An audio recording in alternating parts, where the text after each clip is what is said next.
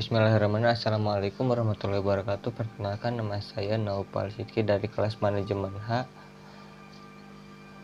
jurusan Fakultas Ekonomi. Video ini bermaksud untuk melengkapi tugas komputer bisnis.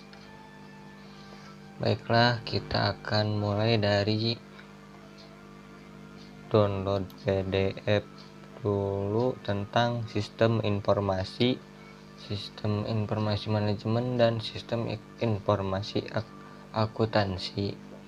Nah, di sini tugasnya disuruh untuk download dan cetak. Ya, tapi di sini saya hanya mendownload saja sistem informasi manajemen artikelnya dan sistem informasi akuntansi artikelnya. Dan ya, langsung saja kita ke materi utama, yaitu tentang saham. Tugas nomor 11 yaitu saham. Mari kita langsung saja mulai. Ini hasil riset saya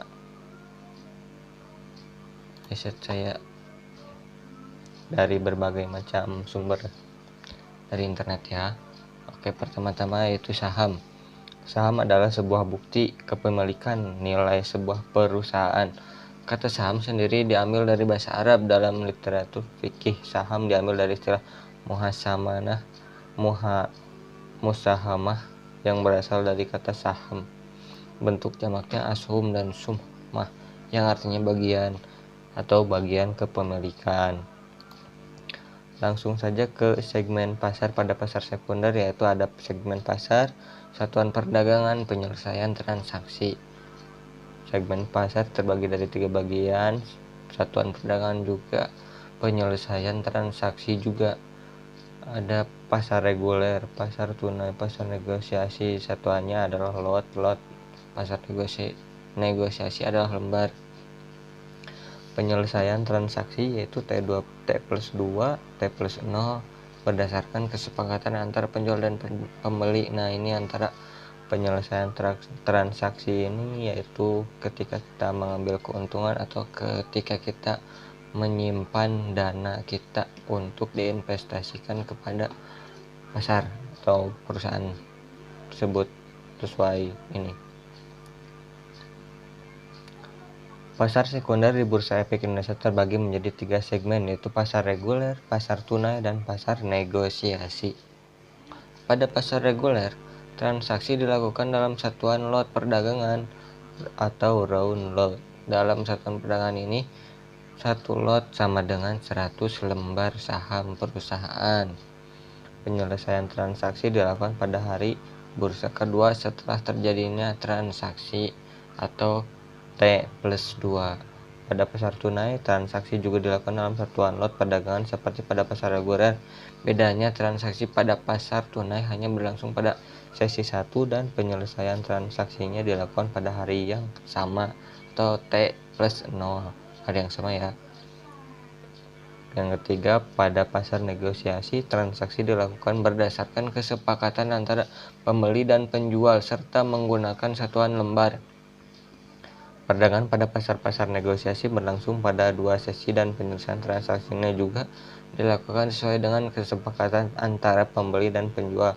Transaksi di pasar negosiasi biasanya dilakukan melalui perantara dealer, perusahaan sekuritas, berbeda dengan transaksi di pasar reguler yang dapat dilakukan melalui platform milik perusahaan sekuritas. Lanjut, kita masuk ke faktor-faktor yang mempengaruhi harga saham. Yang pertama adalah aksi korporasi perusahaan. Yang kedua, faktor yang mempengaruhi naik turunnya harga saham adalah aksi korporasi perusahaan. Aksi korporasi perusahaan merupakan kebijakan yang diambil oleh perusahaan, misal terjadinya merger atau akuisisi dan reissue. Kedua, ada kebijakan tersebut otomatis akan mempengaruhi harga saham di bursa. Contohnya, PT Omo memutuskan untuk melakukan akuisisi terhadap PT Ama. Berita tersebut akan menimbulkan spekulasi sehingga orang-orang menganggap PT Omo memiliki porsi yang tinggi daripada PT Ama. Maka saham PT Omo akan mengalami kenaikan. Yang selanjutnya ada fluktuasi kurs rupiah.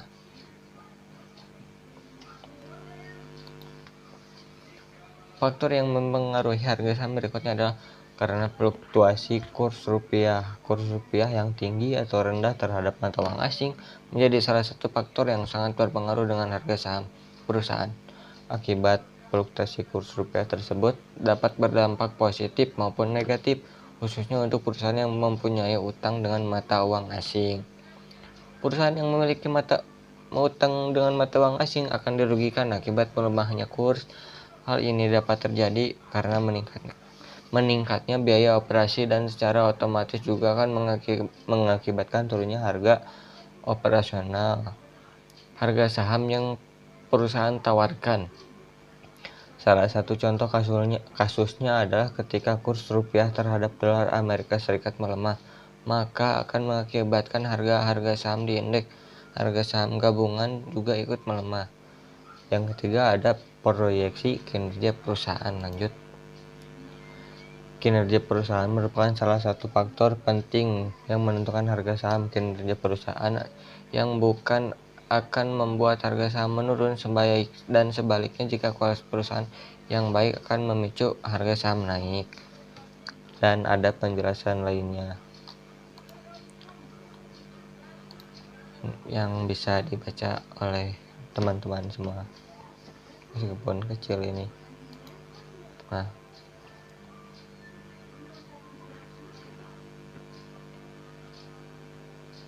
baik ya, kalau terlalu lama ini untuk mempersingkat waktu bisa di screenshot aja. Yang selanjutnya ada istilah saham. Istilah saham ternyata ada banyak sekali, ada beberapa dari A sampai Z, ini banyak. Sini ada dimulai dari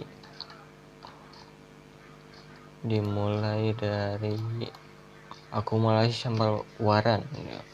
Yang pertama akumulasi, yaitu aksi mengumpulkan atau membeli barang dalam jumlah besar. Yang kedua area auto reject atas adalah batas maksimal kenaikan harga saham di mana saham bisa diperjualbelikan dalam satu hari.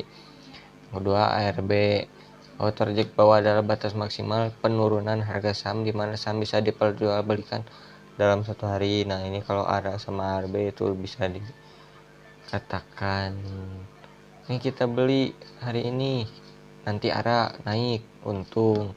Kalau ARB kita beli di harga sekian, terus ARB berarti turun, berarti kita rugi.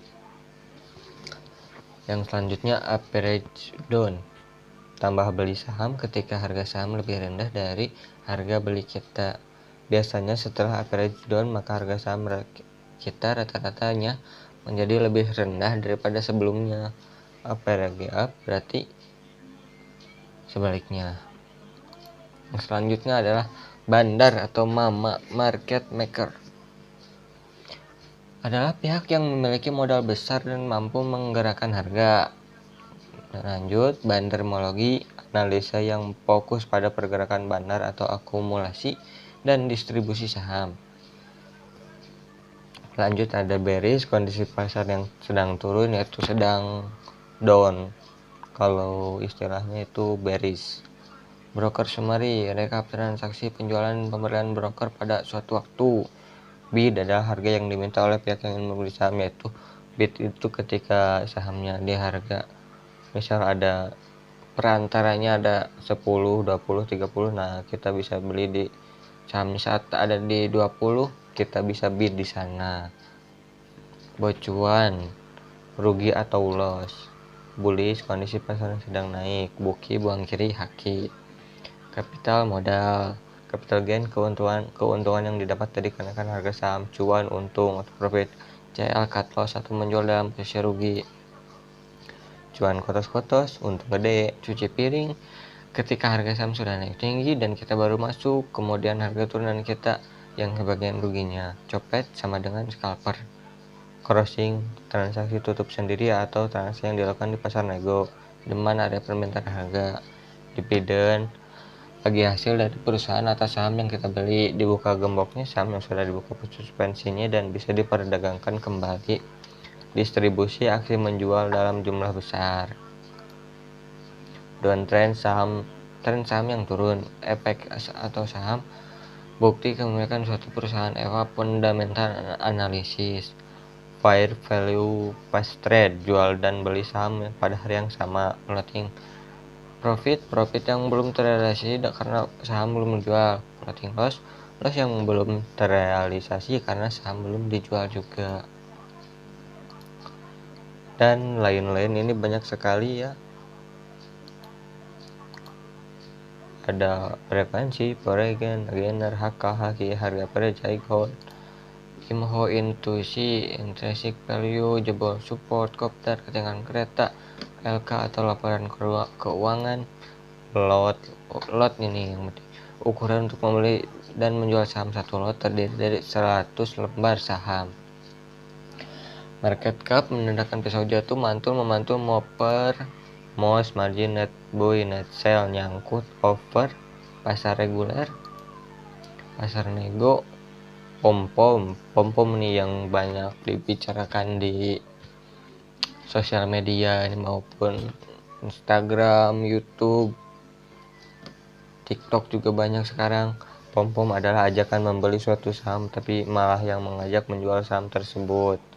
Position trader, public expose, fetching range atau rentang harga, RDN, retail resistance, risk issue, repair stok. Nah, retail adalah pihak dengan modal yang terbatas. Retail adalah kita juga bisa termasuk retail, cuma kan yang kebanyakan retail beda dengan bandar, yaitu retail. Kalau bandar modalnya banyak, kalau kita sebagai retail modalnya sedikit atau terbatas. RDN, rekening dana nasabah atau rekening saham untuk transaksi saham. Grup serapat umum pemegang saham ini suka dikirim lewat email. Saham IPO, saham initial public offering atau saham yang baru pertama kali terdaftar di BI. Saham gorengan nih, saham yang fluktuasinya pergerakan harganya tinggi. Saham blue chip, saham yang memiliki fundamental yang kuat dan market cap yang besar. Saham gocap, saham yang harganya 50 dan biasanya sulit untuk diperdagangkan. Scalper, ya ini scalper, jenis trader yang beli dan jual saham pada hari yang sama dalam atau jangka waktunya harian. Ini trader lah, bukan investor. Sideways, tren saham yang tidak tetap atau naik turun. Nah, bisa dilihat kalau sideways itu si pergerakan grafiknya itu naik turun tidak tetap itu. Serok, membeli saham, kita kalau serok itu membeli saham saat grafiknya ada di bawah atau lagi downtrend, ini maksudnya gitulah. Sekuritas atau broker, ini biasanya aplikasi atau perusahaan. SL, stop loss. Nah, kalau kita rugi kita harus bisa mengatur stop loss. SP, stock pick atau rekomendasi saham yang bisa dibeli. Suspend, support. SPM, swing trader adalah jenis trader yang beli saham di support dan jual di resisten. Bisa hold saham beberapa minggu hingga beberapa bulan. Nah, ini termasuk swing trader atau investor yang sabar, bukan trader harian. Suhu atau master, ini orang pintar. Share, bersaham. Stock split, tender offer. TP, take profit, jadi kita harus menjual saham kita kalau kita sudah untung. Trading, aktivitas jual beli saham. Trader receh, retail dengan modal terbatas. Uptrend, saham yang naik. Space, value investing, analisa saham untuk menentukan harga wajar suatu saham. Value investor, volume waran, hak untuk membeli saham induk dari waran di harga dan waktu yang telah ditentukan, biasanya diberikan pada saat perusahaan IPO. Yang selanjutnya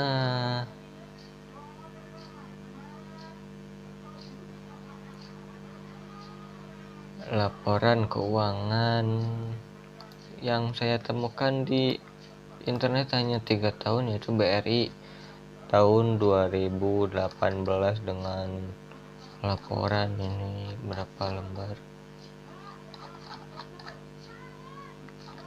ini dengan banyak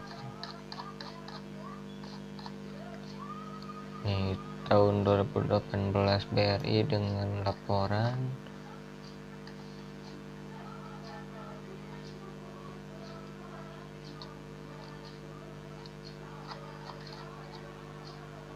inilah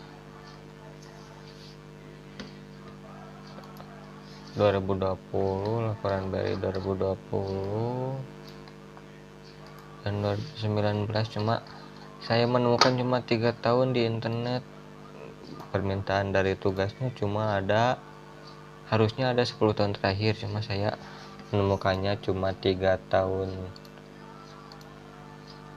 terakhir.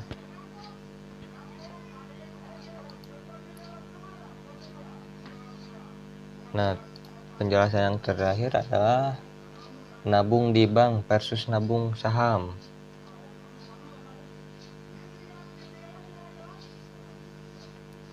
Nabung di bank versus nabung di saham.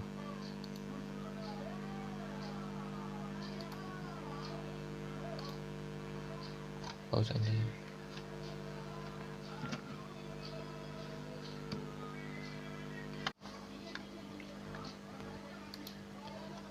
Nah, penjelasan yang terakhir adalah nabung di bank versus nabung saham. Tak henti-henti PT Bursa Efek Indonesia terus melakukan upaya sosialisasi tentang investasi di pasar modal. Salah satunya dengan menggelar pameran Yuk Nabung Saham dengan judul Indonesia Investment Festival pada tahun 2016. Direktur Perdagangan dan Pengaturan Anggota Bursa atau BI Alvino Kianjaya mengatakan, melalui pameran yang digelar di Mall Taman Anggrek tersebut, BI merupakan membuka wawasan masyarakat awam tentang investasi di pasar modal. Selama ini kebanyakan masyarakat lebih konsumtif belanja produk-produk Unilever misalnya. Kenapa kita tidak sisihkan uang tersebut untuk kita belikan saham perusahaannya, tuturnya. Alvino juga membandingkan antara kebiasaan menabung di bank dan menabung saham. Menurutnya menabung di bank tidak memiliki manfaat lebih sebab bunganya tidak lebih dari inflasi. Contoh kita nabung di bank Rp 10 jutaan. Bunga setahunya paling 6%. Nah, kalau per bulannya bunganya itu paling saya melalui biaya administrasi 17.000. Bagaimana kita bisa kaya tambahnya? Sementara jika menabung saham, selain memiliki return yang tinggi, kita juga bisa memulai dengan dana yang sangat kecil, bahkan hanya dengan uang 50.000. Saya kasih contoh, ada saham emiten properti yang harganya cuma 500. Kalau beli satu lot kali 100 cuma 50.000, kita sudah jadi pemegang saham. Kenapa kita nggak beli sahamnya? Ini agar adik-adik kita bisa paham bahwa uang itu bisa digunakan untuk yang positif, untuk investasi masa depan. Terima kasih. Sekian penjelasan dari saya. Mohon maaf bila ada yang kurang atau materi yang kurang jelas. Bisa dilihat kembali videonya, diulang-ulang. Kalau masih ada yang kurang bisa ditanyakan kepada komentar di bawah. Terima kasih. Wassalamualaikum warahmatullahi wabarakatuh.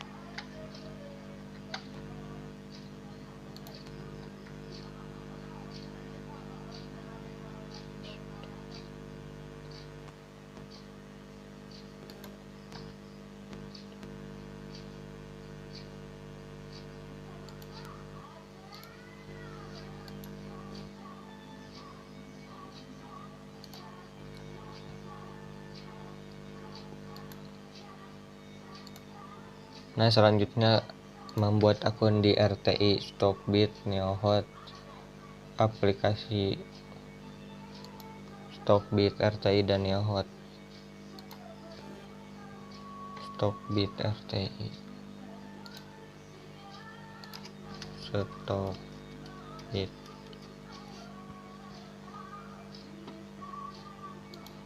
Stockbit.com. kita sig up, langsung aja kita sig up. Waduh, sinyalnya ini. Kita sig in lewat register lewat email. Oh jangan, langsung aja ini login with Google.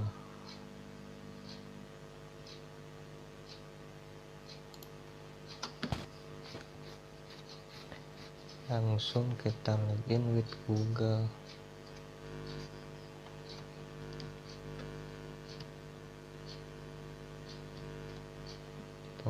Tunggu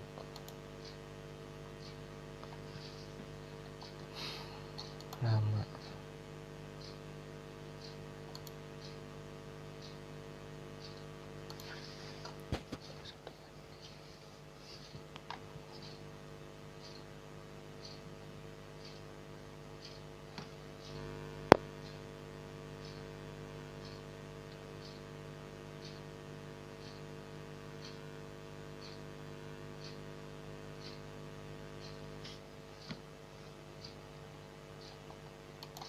Ini sinyalnya bagaimana?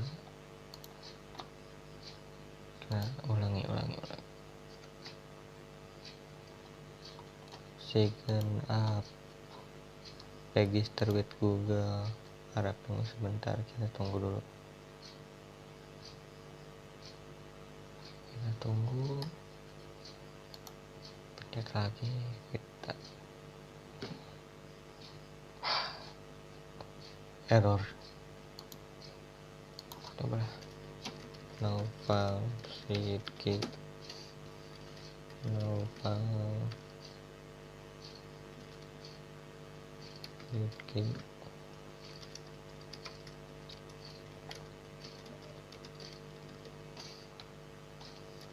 No found. Passwordnya nanti dipotong.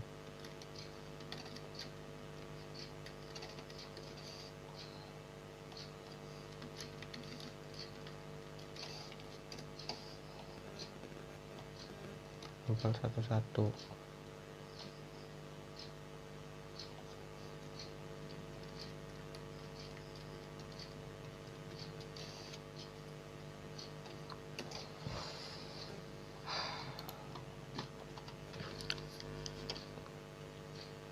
Tunggu SMS yang masuk dari Stockbit-nya 9452.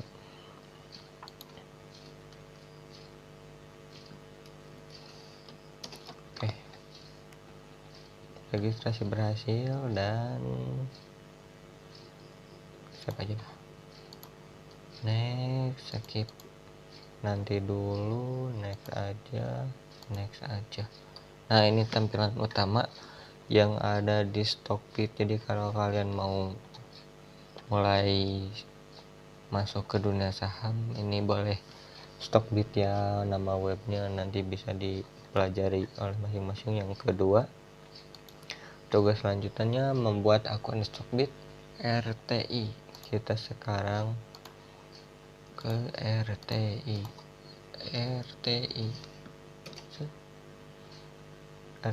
Bisnis. Oh, kalau RTI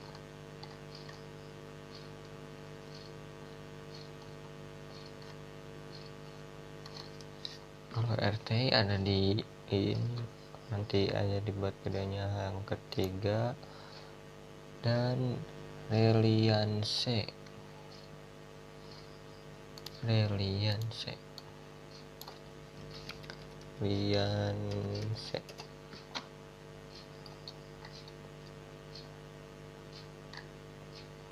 ini nulisnya kita copy aja.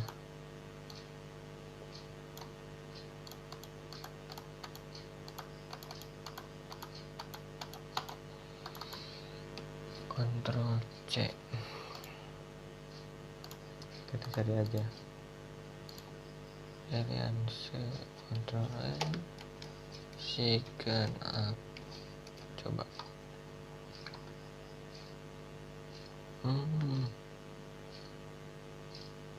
My Reliance adanya ini home.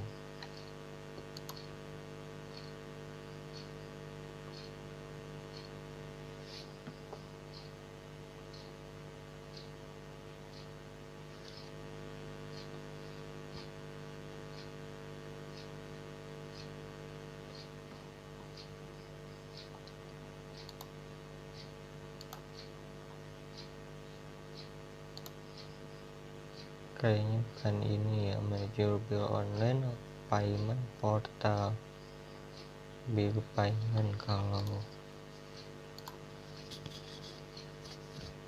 Kalau yang ketiga Neohot.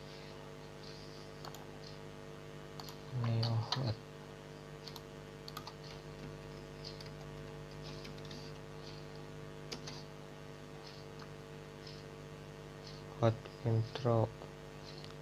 Nah, untuk di PDF kali ini untuk melanjutkan nanti berarti ini sisanya ada di handphone ya, untuk handphone Android ataupun iPhone. Berarti daftar di RTI Bisnis. Video ini sudah kita potong, lanjut ke HP. Makasih. Kita pilih register, kita tulis saja langsung emailnya ada di sini. Ada masuk. Kita passwordnya masukin, langsung confirmnya kita masukin password yang tadi aja.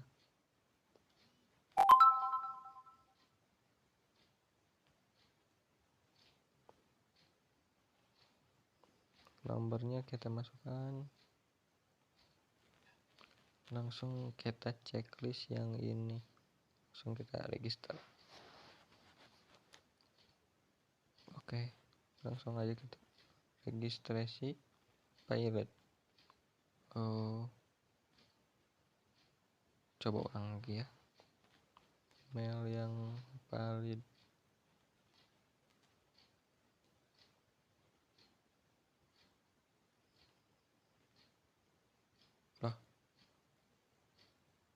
Email is already registered. Kalau kita login, email yang tadi, password yang tadi, login, resend.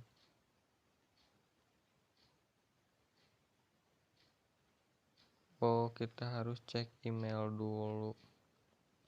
Langsung kita cek email, masuk ke Gmail.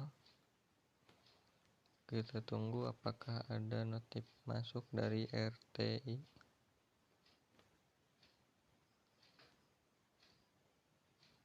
Salah ini. Nah, kita masuk ke email kita. Sekarang tanggal 5 Maret, tanggal 6.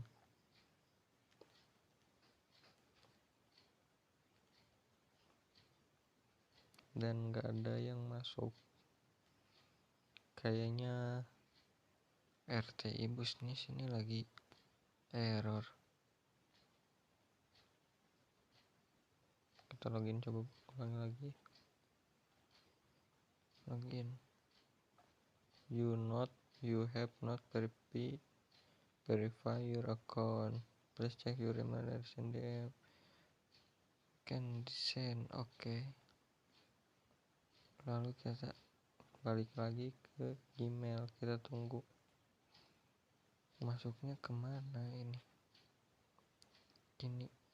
Masa ke draft penting.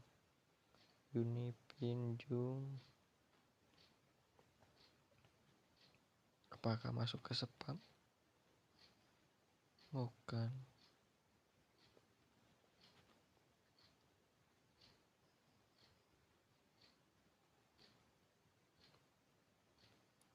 Kayaknya ini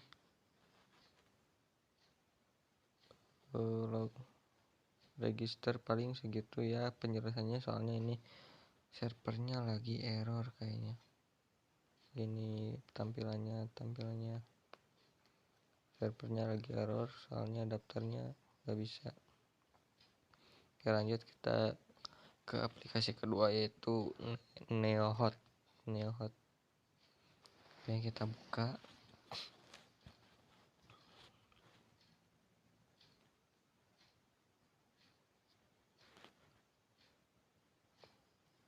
Neohot Mobile for everyone everywhere. Mirai Aset Sekuritas. Oke, ini disuruh gini, kita close aja.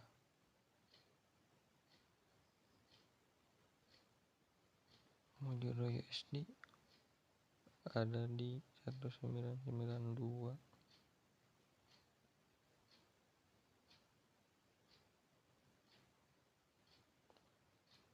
Kita langsung ke daftar menu.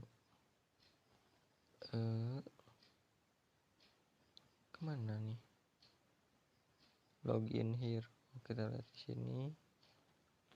Open account berarti ya. Oke. Open account.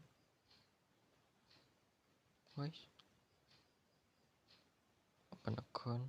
Langsung ke Chrome. Kita coba.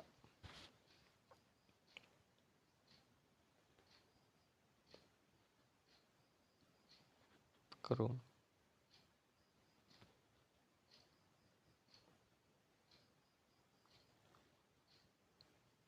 Download form aplikasi.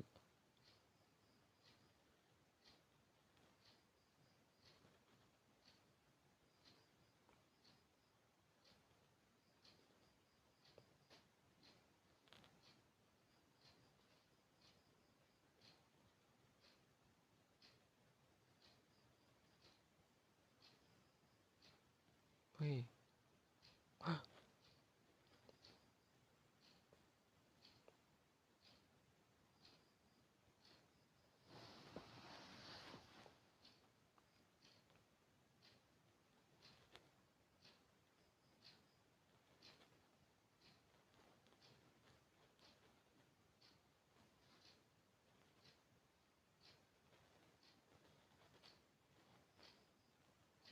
Oke, kita ulangi dari awal aja ya. Kita ulangi dari awal. Kita buka Neohot.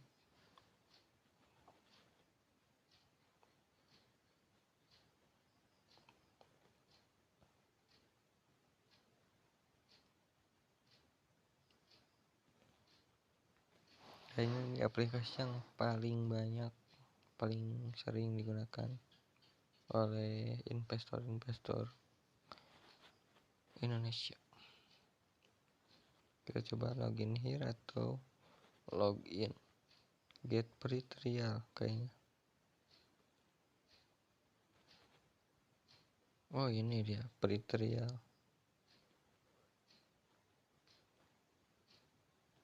If you have the account, don't sign up. You can sign in with the same ID and password of host.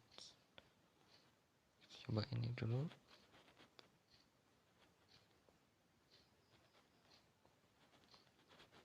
Langsung masukkan email aja.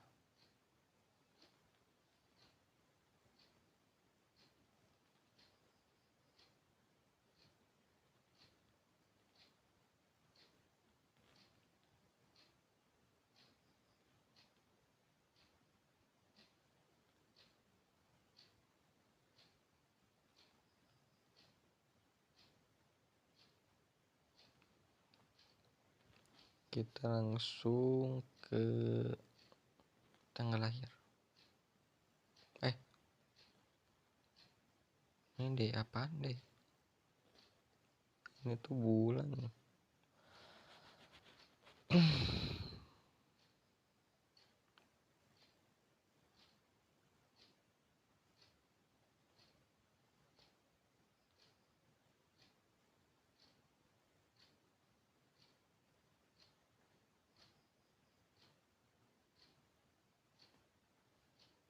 Submit. Ini ID-nya berarti kalau ID-nya kita harus mengisi formulir yang open account ini. yang hasil downloadan tadi berarti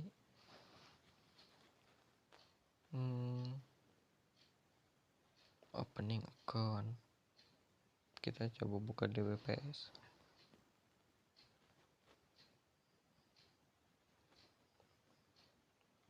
Kegagalan. Oh, berarti ya mungkin sekian saja video kali ini, karena Mirai Aset dan RTI paling segitu gambarannya untuk membuka akunnya. Terima kasih. Mohon maaf bila ada kata-kata yang kurang berkenan atau penjelasan yang kurang memahami, mohon maaf. Terima kasih banyak. Wassalamualaikum warahmatullahi wabarakatuh.